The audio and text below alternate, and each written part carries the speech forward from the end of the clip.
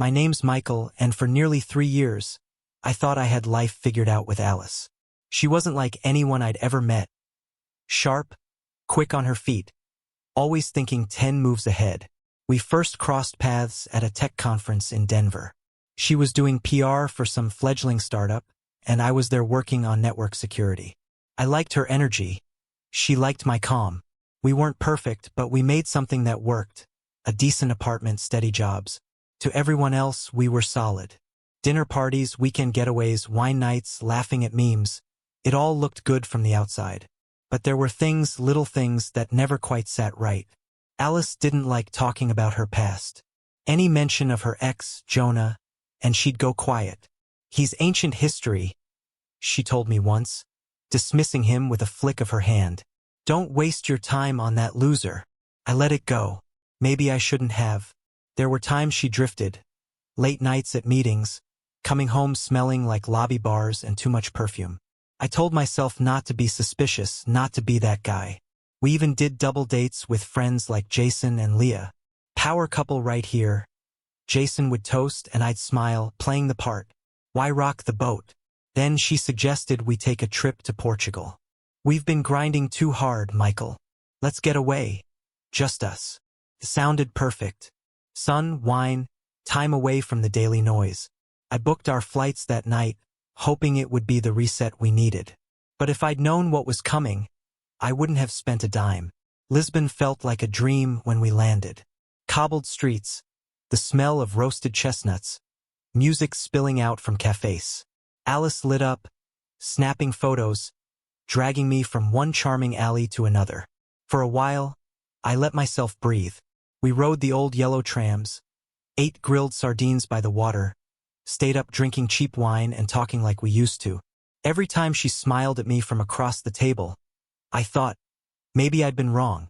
Maybe this trip really was a fix. But a few days in, the cracks started showing again.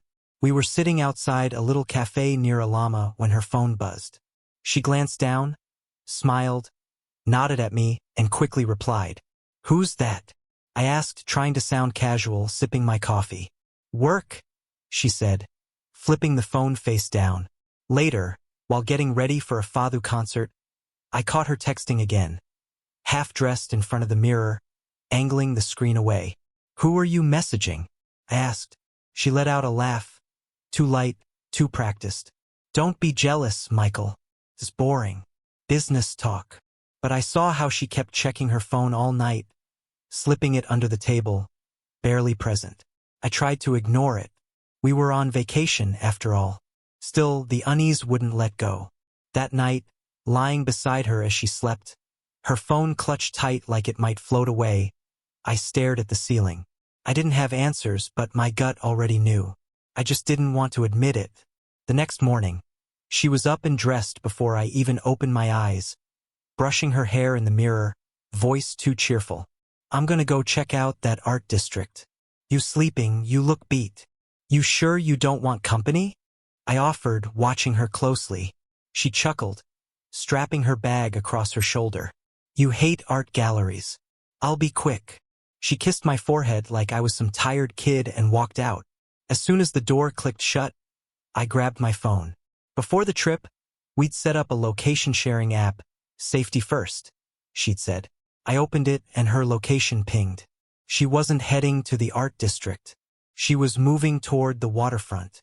I hesitated for all of 5 seconds before pulling on my sneakers and heading out. The tram ride felt like it took hours. My jaw clenched with every rattle of the tracks. When I got close, I ducked into a souvenir shop and checked the map again. Her pin had stopped at a small dockside cafe. I crossed the street carefully, keeping my head down, and there she was, sitting outside, leaning in close to a man with sun-bleached hair and a worn leather jacket, laughing, touching his wrist like it was the most natural thing. I knew him immediately. Jonah, the so-called loser, the ancient history. I froze. What was he even doing here?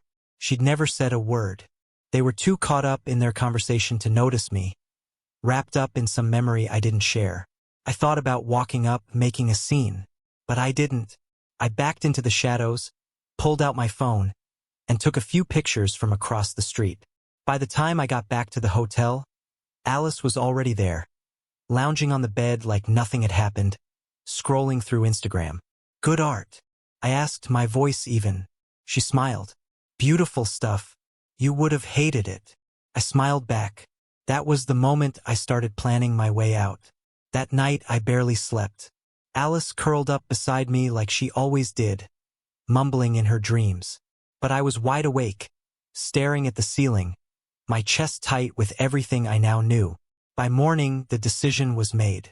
I did what I had to do. While she was in the shower, I unlocked her phone. We'd always known each other's passcodes. Part of that whole trust thing, right? I wasn't proud of it, but I needed answers, and deep down, I already knew what I'd find. Took maybe 30 seconds to confirm everything. Messages from Jonah. Dozens. Some were recent, others months old. Can't wait to see you again. This time's different. I'm booking the restaurant you love. Her replies made my stomach drop. I miss you. Counting the days. Michael's clueless. That was it. She hadn't just run into him by chance. She orchestrated all of it. The trip wasn't for us, it was cover. A way to bring Jonah into Portugal too. New country, same lies. They planned to keep sneaking around while I played the fool. I forwarded the entire conversation to myself, every message, every timestamp. Then I deleted the chat from her phone, made it look untouched. No reason to let her know I caught on. Not yet. When Alice stepped out of the bathroom, wrapped in a towel, she saw me sitting there, phone still in my hand. You good? She asked, smiling. I smiled back, placing her phone on the nightstand. Yeah, just thinking we should do something different today. Something fun. She lit up.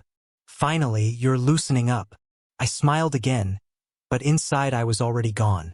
While she rambled through breakfast plans, I booked an early flight home, one way, under the table.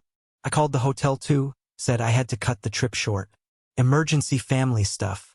Everything felt surreal, but my face stayed calm. That night, after she drifted off beside me, I packed in silence. Passport, charger, wallet, just the essentials. Before leaving, I sat at the little desk near the window and scribbled a note. Alice, I know. I saw everything. Enjoy Lisbon. You won't hear from me again. Michael. I folded it and left it on her pillow. Then I walked out. Didn't look back. The flight home was quiet. I stared out the window the entire time, feeling lighter with every mile between me and Lisbon. No texts, no calls.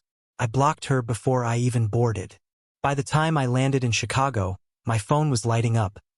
Unknown numbers, random texts, missed calls. I ignored them all. I had a plan. First thing I did was drain our joint accounts. Every cent went into my private one. Then I called a locksmith and changed the locks before I even dropped my bags. Next, I boxed up everything she owned. Clothes, shoes, makeup, and left the boxes outside the door. I locked up, sat down, and listened to the silence. 2 days later, she came back. I heard her knock, then the jingle of keys, then louder banging when she realized her key didn't work. Michael, open the door. Her voice cracked. I didn't move, just sat there in the dark, watching through the peephole as she noticed the boxes. She froze, stared at them, hands shaking. Then she pounded harder, yelling my name. I didn't respond. Eventually, she left. The next morning, Jason called. Dude, he said, skipping small talk. What the hell happened in Portugal? What did Alice tell you? I asked, looking out the window. She's freaking out. Said you abandoned her after some huge fight. Crying to Leah, posting weird stuff online. It's messy. I almost laughed. She forgot to mention she flew halfway around the world to cheat on me. Jason went silent. I sent him the screenshots, the whole thing. A minute later, his reply buzzed in. Jesus Christ. Word got around fast. Leah, Jason, a few others pulled away from Alice. Some reached out to apologize. Others just cut ties without a word. I wasn't angry, just exhausted. But Alice didn't stop. She posted cryptic quotes about betrayal, heartbreak, narcissists. She texted from different numbers, switching between begging and screaming like a broken switch. Then my boss called. Just a heads up, he said. Someone sent HR a weird anonymous email about you. Crazy stuff. We're not taking it seriously, but figured you should know. I didn't need to ask who sent it. That was the final straw. I wasn't going to let her burn everything down out of spite. The next morning, I sat across from a lawyer. Daniel, I told him everything, the cheating, the harassment, the fake emails. He listened carefully, then laid out the plan. A cease and desist letter. Clean, legal, final. By the end of the day, Alice was served right at her office. A plain envelope dropped on her desk. No room for her to spin it. The letter was clear. Stop contacting me. Stop lying about me, or face legal consequences. 2 days of silence passed. Then one last message from an unknown number. You think you're so smart. You're pathetic. I hope you're happy being alone. I blocked the number. That was the end. Friends later told me Alice had a breakdown after getting served. Tried twisting the story again, but no one bought it anymore. The truth had already spoken for itself. People distanced themselves. Her web of lies unraveled on its own. It was never about revenge. I just wanted her gone. From my life, my mind, my world. And for the first time in months, I finally slept through the night. The best part? I didn't have to destroy her. I just had to walk away and let the truth do the work. Almost a year's passed. I haven't seen her since. Heard she moved in with Jonah, tried to make it work. Didn't. Same cycle, different man. He kicked her out a few months later. Eventually, she left the state, probably chasing some kind of reset. I didn't care. By then I'd started over. New apartment. Smaller circle. Real friends. I spent my weekends hiking, fixing up my motorcycle, finally breathing again. And looking back, I realized leaving quietly was the smartest thing I ever did. No arguments. No final words. Just the facts, staring her in the face. Betrayal stops hurting once you stop trying to fix broken people. Once you see the manipulation, the chaos, for what it is, you stop carrying it. Sometimes I think about that morning in Lisbon. Her laughing in the sun like nothing was wrong. It was never real. The real reset wasn't that trip. It was me walking away and never looking back.